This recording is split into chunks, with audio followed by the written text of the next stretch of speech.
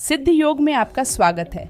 हम आप सबके लिए ऑनलाइन योग कक्षाएं आयोजित कर रहे हैं जो अंग्रेजी और हिंदी दोनों भाषाओं में उपलब्ध हैं। हम प्रत्येक दिन सुबह 5 बजे से रात 10 बजे तक 12 अंग्रेजी और 4 हिंदी की कक्षाओं के साथ आपके लिए उपस्थित हैं, ताकि आपको प्रत्येक दिन सही समय पर योग का अभ्यास करने में सुविधा हो। ये 2 सप्ताह एक ऐसा समय है जिसमें आप शामिल होकर अपने जीवन में एक सकारात्मक परिवर्तन का अनुभव कर सकते हैं, वह भी बिल्कुल मुफ्त में।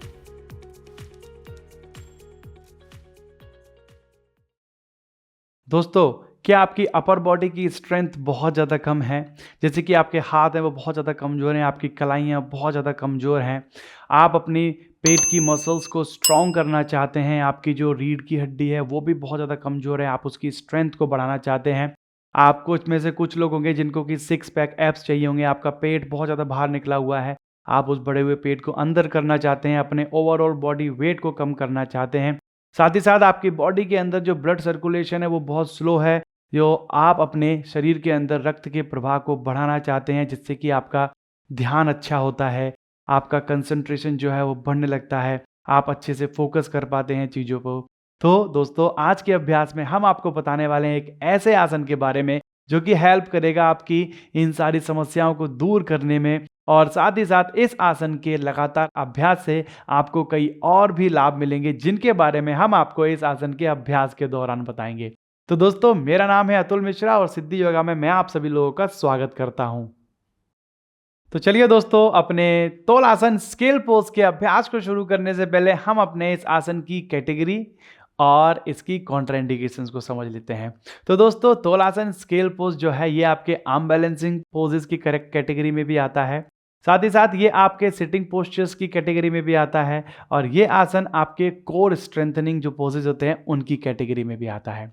तो अब हम जान लेते हैं इस आसन की क्या क्या कॉन्ट्राइंडिकेशंस हैं। तो दोस्तों, ये जो तोलासन है स्केल पोज, इसके अभ्यास की जो कॉन्ट्राइंडिकेशंस हैं वो ये हैं कि अगर आपको पेट से रिलेटेड कोई भी समस्या है, आपको पेट में दर्द है, या फिर हाल ही में आपको कोई भी स्ट्रेचेस लगे हैं पेट पर, कोई भी सर्जरी हुई है, या फिर आपको पेट में अल्सर की समस्या है, तो आपको इस आसन का अभ्यास नहीं करना है। साथ ही साथ अगर आपको लोअर बैक पेन की समस्या है, कमर में आपको दर्द है, आपको शोल्डर्स या रिस्ट जॉइंट या एल्बो जॉइंट से रिलेटेड कोई भी इंजरी है, या फिर आपको एंकल जॉइंट या नी जॉइंट से रिलेटेड कोई भी इंजरी है, तो आपको इस आसन के अभ्यास को नहीं करना है। तो चलिए अब चलते हैं हम अपने इस आसन के अभ्यास की ओर, और अपने आसन के अभ्यास की ओर जाने से पहले हम आपको बताएंगे कि इस आसन के जो प्रिपरेटरी पोस्चर्स हैं वो क्या क्या हैं, साथ ही साथ क्या क्या प्री प्रैक्टिसेस आपको करनी है इस आसन के अभ्यास में। तो पहले हम जो इसके प्रिपरेटरी पोस्चर्स हैं वो जान लेते हैं। तो दोस्तों, इस आसन के जो प्रिपरेटरी पोस्चर है वो है सुखासन में तोलासन की प्रैक्टिस करेंगे हम, और साथ ही साथ हम लोग प्रैक्टिस करेंगे अपने पद्मासन की, यानी कि लोटस पोज की। तो सबसे पहले हम लोग प्रैक्टिस करेंगे लोटस पोज की। जो लोटस पोज है वो इस आसन का जो है प्रिपरेटरी पोस्चर है। तो दोस्तों, आपको अपने दोनों पैरों को सामने की तरफ सीधा कर देना है, दोनों हाथों को अपनी बॉडी के साइड से रखना है, और उसके बाद आपको अपने दाएं पैर को अपने घुटने से बैंड करके दाएं पैर की एड़ी को अपने बाएं थाई पर रख देना है इस तरीके से, और बाएं पैर को बैंड करके बाएं पैर को अपनी दाएं थाई के ऊपर रख देना है।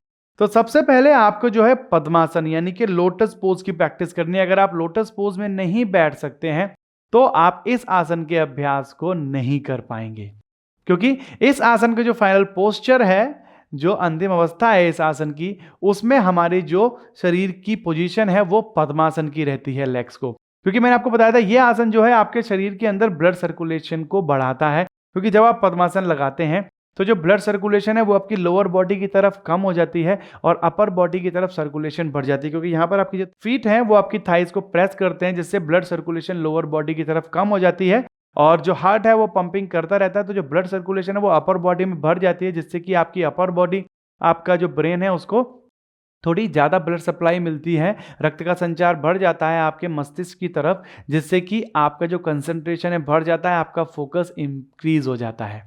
तो सबसे पहले इसकी आपको प्रैक्टिस करनी है पद्मासन की।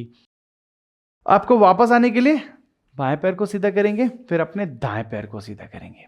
ओके, उसके बाद हम लोगों को प्रैक्टिस करनी है तोलासन की अपने सुखासन में। तो सुखासन की जो पोजीशन है काफ़ी सिंपल होती है, आपको इस तरीके से बैठ जाना है सुखासन में। और सुखासन में आपको क्या करना है, ब्लॉक्स के साथ, हम लोग सुखासन में ब्लॉक्स के साथ तोला आसन की यानी कि स्केल पोज की प्रैक्टिस करते हैं। तो आपको अपनी ब्लॉक्स के साथ अपने हिप्स को इस तरीके से ऊपर उठाना है और अपने पैरों को इस तरीके से ऊपर उठाना है, धीरे से डाउन, फिर से ऊपर उठाएं। ध्यान रहे आपको अपनी एल्बोज को सीधा रखना है, कोर को एंगेज करना है। तो ध्यान रहे आपको अपनी कमर को सीधा नहीं करना है, बिल्कुल आपको थोड़ा सा हंच करना है अपनी बैक को, तभी आप अपनी बॉडी को ऊपर की तरफ लिफ्ट कर पाएंगे। तो आपको ये सुखासन में तोलासन की प्रैक्टिस करनी है, यानी कि जो आपकी पैरों की पोजीशन है वो सुखासन करिए। अगर आप पद्मासन की प्रैक्टिस नहीं कर सकते हैं तो आप इस तरीके से प्रैक्टिस कीजिए।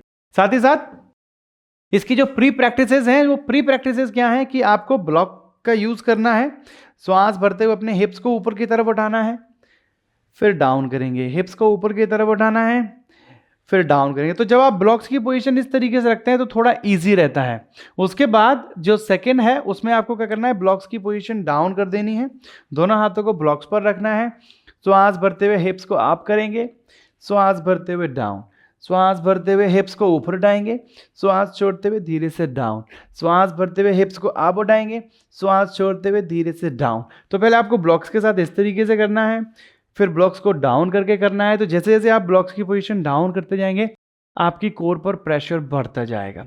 तो शुरू में आपको बहुत ज़्यादा प्रेशर नहीं डालना है, इस तरीके से आप करेंगे 2 से 3 बार, फिर इस तरीके से आप करेंगे। उसके बाद अपनी कोर मसल्स का और ज़्यादा यूज़ करने के लिए आपको करना है, अपने हैंड्स के साथ बिना किसी ब्लॉक्स के हैंड्स की सपोर्ट लेंगे, श्वास भरेंगे आप, श्वास छोड़ेंगे डाउन, श्वास भरेंगे आप, श्वास छोड़ेंगे डाउन।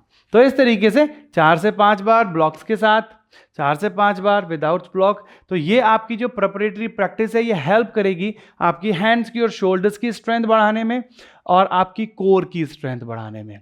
तो ये जो प्रैक्टिसेस हैं पद्मासन, सुखासन में तोलासन और दंडासन में बॉडी को, हिप्स को लिफ्ट करने की जो ये प्रैक्टिसेस हैं, ये आपको पहले अच्छे से कर लेनी है। इसके बिना, ये जो प्रिपरेशन है इसके बिना आप तोलासन का अभ्यास नहीं कर पाएंगे। तो ये जो प्री प्रैक्टिसेस और आसन, जो प्रिपेयरिंग आसन हमने आपको बताए हैं, उनकी प्रैक्टिस करना बहुत ज़्यादा जरूरी है। तो चलिए आप चलते हैं अपने आसन के अभ्यास की ओर, किस तरीके से स्टेप बाय स्टेप आपको इस आसन के अभ्यास में जाना है इन प्री प्रैक्टिसेस और जो आसन आपको बताए हैं प्रिपेयरिंग आसन उनके बाद। सबसे पहले दंडासन में बैठेंगे। दंडासन में बैठने के बाद हमें पोजीशन लेनी है पद्मासन की। तो अपने दाएं पैर को अपने घुटने से फोल्ड कीजिए, दाएं पैर को बाएं पैर की थाई मसल पर रखेंगे, बाएं पैर को बेंड करेंगे और बाएं पैर को अपने दाएं पैर के ऊपर रखेंगे इस तरीके से। तो ये आपने यहाँ पर पद्मासन की पोजीशन ले ली है। कमर को सीधा करके पद्मासन में बैठना है। अब हम ले लेते हैं अपनी ब्लॉक्स को। तो उसके बाद आपको अपनी ब्लॉक्स का यूज करना है। तो जैसे कि जो पहले हम करेंगे प्रैक्टिस ईजियर वेरिएशन की, ओके। ईजियर जो वेरिएशन है उसकी प्रैक्टिस के लिए आपकी जो ब्लॉक्स हैं वो इस तरीके से रहेंगी। बट यहाँ पर अगर आप ब्लॉक्स को रख रहे हैं तो आप जो ब्लॉक्स यूज करें वो बहुत ज़्यादा लाइट और बहुत ज़्यादा सॉफ्ट नहीं होनी चाहिए, थोड़ी सी हार्ड और थिक होंगी आपकी ब्लॉक, तभी आप इस तरीके से प्रैक्टिस कर पाएंगे। अदरवाइज जो चांसेस है वो रहते हैं कि आपके हैंड स्लिप हो जाएं और आप गिर सकते हैं, इंजरी आ सकती है। तो आपको बहुत ही कॉन्शियस रहना है, ओके, प्रैक्टिस करते हुए। साथ ही बहुत ज़्यादा ओवर पुश नहीं करना है अपनी बॉडी को। तो देखिए, दोनों हाथों को आपको ब्लॉक्स पर रख लेना है। सबसे पहले आपको क्या करना है, प्रैक्टिस करेंगे केवल अपने हिप्स को ऊपर उठाने की, ठीक है। आपको अपने नीज को नीचे रखिए, आप ब्लॉक्स का सपोर्ट लीजिए और उसके बाद आप बस अपने हिप्स को ऊपर उठाइए, हल्का सा 4 से 5 सेकंड या 10 सेकंड तक रोकिए, उसके बाद डाउन। जितना भी आप ऊपर उठा सकते हैं अपने हिप्स को ऊपर उठाइए, नीज को नीचे टच रहने दीजिए, कोर पर प्रेशर को फील कीजिए, फिर धीरे से डाउन, ओके। तो पहले इस तरीके से आपको प्रैक्टिस करनी है केवल अपने हिप्स को उठाने की। उसके बाद आपको क्या करना है, आपको अपने नीज को उठाना है पहले और उसके बाद ब्लॉक्स की सपोर्ट से अपने हिप्स को ऊपर उठाएंगे इस तरीके से। कॉर्नियों को बिल्कुल सीधा रखना है और ध्यान रहे इस आसन के अभ्यास में आपको कमर को बहुत ज़्यादा सीधा रख के प्रैक्टिस नहीं करनी है। थोड़ा हार्ड हो जाता है तो आपको क्या करना है, क्योंकि आप अपनी कोर का यूज़ कर रहे हैं तो आपको अपनी कोर को एंगेज करना होता है। तो आप हल्का सा हंच कर लीजिए अपनी बैक को इस तरीके से और उसके बाद अपने नीज को उठाइए, फिर अपने हिप्स को। तो इस तरीके से अगर आप अपनी कोर को एंगेज करेंगे तो आप बहुत ऊपर तक लिफ्ट कर सकते हैं। स्टार्टिंग में क्या होता है कि आपको थोड़ी ब्रीथिंग में प्रॉब्लम आ सकती है, क्योंकि यहाँ पर आप बैलेंस भी कर रहे हैं, आपकी कोर भी एंगेज हो रही है, आप अपनी बैक को हंच भी कर रहे हैं। तो यहाँ पर आपको ध्यान रखना है कि अगर आप ज़्यादा देर तक होल्ड करना चाहते हैं, अच्छे से होल्ड करना चाहते हैं, तो आपकी जो श्वास प्रश्वास की गति है उसको आपको सामान्य रखना है और कंटिन्यू रखना है, आपको ब्रीथिंग को होल्ड नहीं करना है। तो पहले इस तरीके से ब्लॉक्स के साथ कर सकते हैं आप। फिर सेम वेरिएशन जो भी हमने की है उसको हम इसके साथ पहले अपने केवल हिप्स को ऊपर उठा के प्रैक्टिस कर सकते हैं, फिर अपने नीज को ऊपर उठाने के बाद फिर हिप्स को ऊपर उठाने की प्रैक्टिस कर सकते हैं इस तरीके से। आप चाहें तो इस तरीके से रोल भी कर सकते हैं, तो इससे आपकी कोर का थोड़ा अच्छे से एंगेजमेंट होता है। ओके, साथ ही साथ ये आपके डाइजेस्टिव फायर को इम्प्रूव करती है, जो कि आपके डाइजेशन को बहुत ज़्यादा बेटर बनाता है। आपकी कोर की स्ट्रेंथ बढ़ जाती है इस आसन के अभ्यास से। ओके, तो इस तरीके से आप इस आसन के अभ्यास को अगर करते हैं तो आपको बहुत अदर बेनिफिट भी मिलते हैं। आपकी हैंड्स की स्ट्रेंथ बहुत ज़्यादा इंप्रूव होती है, कलाइयाँ, आपकी जो हाथ की कलाइयाँ हैं उनकी स्ट्रेंथ इंप्रूव होती है, शोल्डर्स की स्ट्रेंथ इंप्रूव होती है, आपकी जो स्पाइन की स्ट्रेंथ इंप्रूव होती है, आपका जो बैक का पोस्चर है उसको सही करने में बहुत ज़्यादा हेल्प करता है। क्योंकि हम पद्मासन के साथ करते हैं तो पद्मासन जो है वो बहुत ज़्यादा हेल्प करता है लोटस पोज आपके एंकल जॉइंट्स की फ्लेक्सिबिलिटी बढ़ाने के लिए, आपके नी जॉइंट्स की फ्लेक्सिबिलिटी बढ़ाने के लिए, साथ ही साथ आपके हिप जॉइंट्स की फ्लेक्सिबिलिटी बढ़ाने के लिए। तो ब्लॉक्स के साथ भी प्रैक्टिस कर लेते हैं, ठीक है ना। जैसे कि मैंने आपको बताया उस तरीके से ब्लॉक के साथ प्रैक्टिस आपको करनी है। अब आता है हमारा फाइनल पोज। तो फाइनल पोज में हम कोई प्रॉप यूज नहीं करेंगे। जब आप थोड़े समय तक इन सभी जो हमने आपको बताई हैं प्रिपरेशन, उन सारी प्रिपरेशंस को आप कर लेते हैं, उसके बाद आप फाइनल पोज के लिए तैयार हो जाते हैं। तो फाइनल पोज में आपको क्या करना है, सबसे पहले दंडासन। ओके, और दंडासन में आने के बाद आपको जो है पद्मासन की पोजीशन में आ जाना है। फिर से दाएं पैर को बेंड करेंगे और फिर बाएं पैर को। पद्मासन जो है वो आप दोनों तरफ से कर सकते हैं, पहले दाएं पैर को नीचे, बाएं पैर को ऊपर, फिर बाएं पैर को नीचे, दाएं पैर को ऊपर, दोनों तरफ से आप पद्मासन का अभ्यास कर सकते हैं। अब ये हमारी पोजीशन आती है। उसके बाद हमें तोलासन के लिए आप अपने दोनों हाथों को अपनी बॉडी के साइड से रखिए। पहले अपने नीज को ऊपर उठाना होता है, अपने हिप पर बैलेंस करिए। उसके बाद गहरी श्वास भरनी है, श्वास छोड़ते हुए आपको अपने हिप्स को ऊपर की तरफ उठाना है, नीज को ऊपर रखना है, कोर को एंगेज करना है। कोहनी को बिल्कुल सीधा रखेंगे। आप चाहें तो इसमें नासाग्र दृष्टि अपनी नोज की तरफ देख सकते हैं, या फिर नीचे किसी भी पॉइंट की तरफ आप फोकस करके होल्ड कर सकते हैं। स्टार्टिंग में हो सकता है कि अगर आप इस आसन का अभ्यास कर रहे हैं तो आपकी बॉडी शेक हो। तो आपकी बॉडी शेक इसलिए होती है क्योंकि आपकी कोर की और हैंड्स की स्ट्रेंथ है वो थोड़ी कम रहती है, जिसकी वजह से ओवर प्रेशर की वजह से आपकी बॉडी शेक करने लगती है। जब आप कंटिन्यू प्रैक्टिस करेंगे तो धीरे धीरे आपकी बॉडी की जो शेकिंग है वो कम हो जाएगी और आपकी ओवरऑल बॉडी की स्ट्रेंथ बढ़ जाएगी इस आसन के अभ्यास से। वापस आने के लिए अपने बाएं पैर को, अपने दाएं पैर को इस तरीके से। बाद में आपको अपने एंकल जॉइंट्स को और नी जॉइंट्स को रिलैक्स करना भी जरूरी है पद्मासन करने के बाद। तो दोस्तों ये हमने आपको जानकारी दी तोलासन स्केल पोज के बारे में। तो जो हमारा स्केल पोज है, तोलासन है, उसके बहुत सारे बेनिफिट्स हैं। आपके बॉडी के अंदर ब्लड सर्कुलेशन को इंप्रूव करता है, जैसे कि मैंने आपको बताया। साथ ही साथ आपके नी जॉइंट्स, एंकल जॉइंट्स और हिप जॉइंट्स की फ्लेक्सिबिलिटी बढ़ाने में, आपके पोस्चर को इंप्रूव करने में, ओवरऑल बॉडी की हेल्थ बढ़ाने में, साथ ही साथ आपके वेट लॉस में भी आपको बहुत ज़्यादा हेल्पफुल है, आपकी स्पाइन के पोस्चर को ठीक करने में। तो अगर आप रेगुलर प्रैक्टिस करते हैं तो आपको इसके और भी कई बेनिफिट मिलेंगे। और बहुत सारे जो हमारे कोर बैलेंसिंग आसना है, कोर स्ट्रेंथनिंग आसना है, आर्म बैलेंसिंग आसना है, उनके लिए ये एक बहुत ही अच्छी प्रिपरेटरी प्रैक्टिस है। जैसे कि आपको पिंच मयूर आसन करना है, आपको हैंड स्टैंड की प्रैक्टिस करनी है, आपको एक पाद कौंडिन्य आसन करना है, वक्रासन करना है, तो इन सभी आसनों के लिए बहुत अच्छी प्रिपरेटरी प्रैक्टिस है।